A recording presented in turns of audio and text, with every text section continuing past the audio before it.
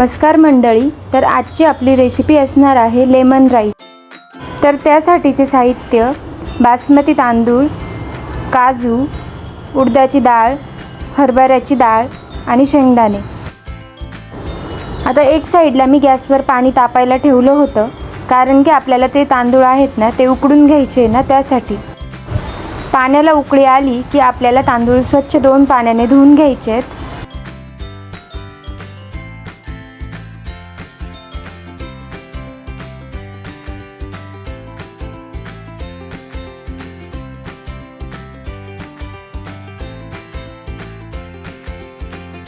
धुतलेले तांदूळ आता आपल्याला पातेल्यात टाकून घ्यायचे आहे आणि पाणी गरम झालेलं आहे, तुम्ही बघू शकता।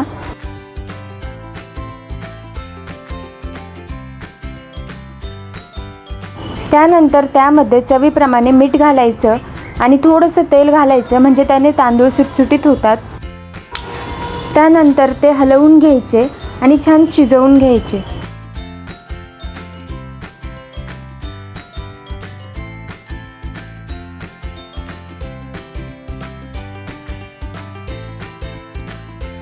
त्यानंतर फोडणीसाठी बघूयात, कढीपत्ता, बारीक चिरलेले आले, बारीक चिरलेल्या हिरव्या मिरच्या आणि कोथिंबीर आणि 3 लिंब घेतलेत मी।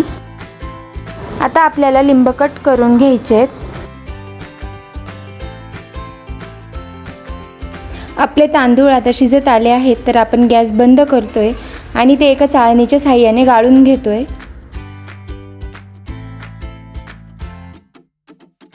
तुम्ही बघू शकता, अगदी मोकळे सुटसुटीत आपला भात रेडी आहे। तर आता आपण त्याची फोडणी देऊयात। त्यासाठी कढई गॅसवर गरम व्हायला ठेवली, त्यामध्ये साधारणतः 2 टेबलस्पून तेल घातलं। तेल थोडंसं गरम झालं की त्यामध्ये हरभऱ्याची डाळ आणि उडदाची डाळ टाकून घ्यायची आणि छान क्रिस्पी होईपर्यंत फ्राय करून घ्यायची।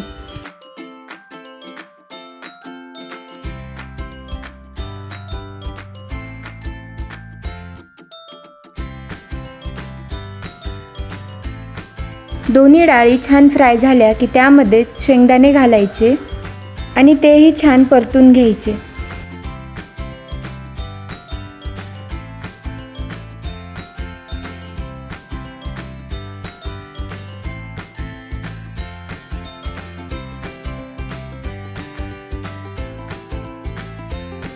शेंगदाणे व्यवस्थित फ्राय झाले की त्यामध्ये बारीक चिरलेलं आलं घालायचं आणि तेही छान परतून घ्यायचं।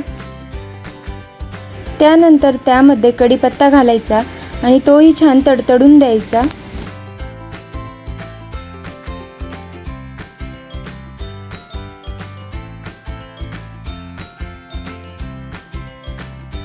आता हे सगळं व्यवस्थित फ्राय झालं की त्यामध्ये आपण बारीक चिरलेल्या हिरव्या मिरच्या घालायच्या आणि त्याही व्यवस्थित परतून घ्यायच्या।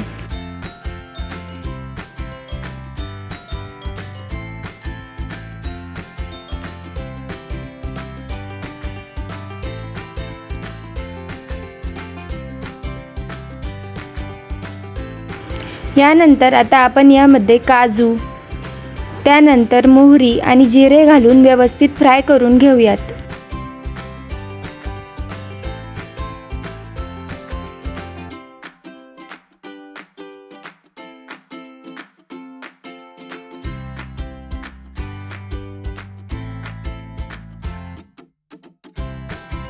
हे सगळं फ्राय झालं की त्यामध्ये घालायची थोडीशी हळद आणि तीही व्यवस्थित मिक्स करून घ्यायची। त्यानंतर आपण जो लिंबाचा रस काढला होता ना, तो त्यामध्ये टाकून घ्यायचा आणि पुन्हा एकदा व्यवस्थित मिक्स करून घ्यायचा।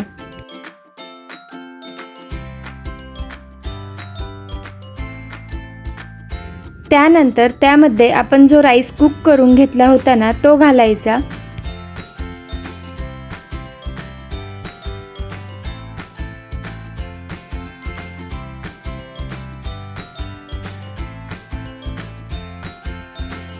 त्यानंतर त्यामध्ये आपल्याला चवीप्रमाणे मीठ ॲड करायचं आहे आणि व्यवस्थित मिक्स करून घ्यायचे।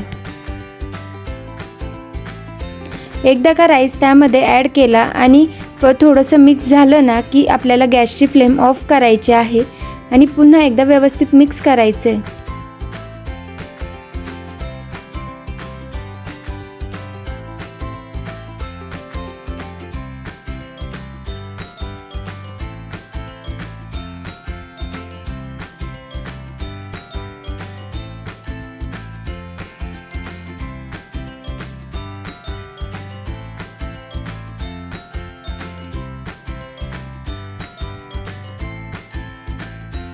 छान आपला भात मिक्स झालेला आहे. तर आता आपण त्यावर मस्तपैकी बारीक चिरलेली कोथिंबीर ॲड करूयात.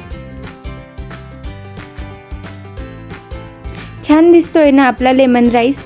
तर आहे की नाही साधी आणि सोपी रेसिपी आणि झटपट होणारी. चला तर आपला लेमन राईस रेडी आहे. तर आपण गरम गरम सर्व करूयात. तर कशी वाटली आपली रेसिपी कमेंटमध्ये नक्की सांगा.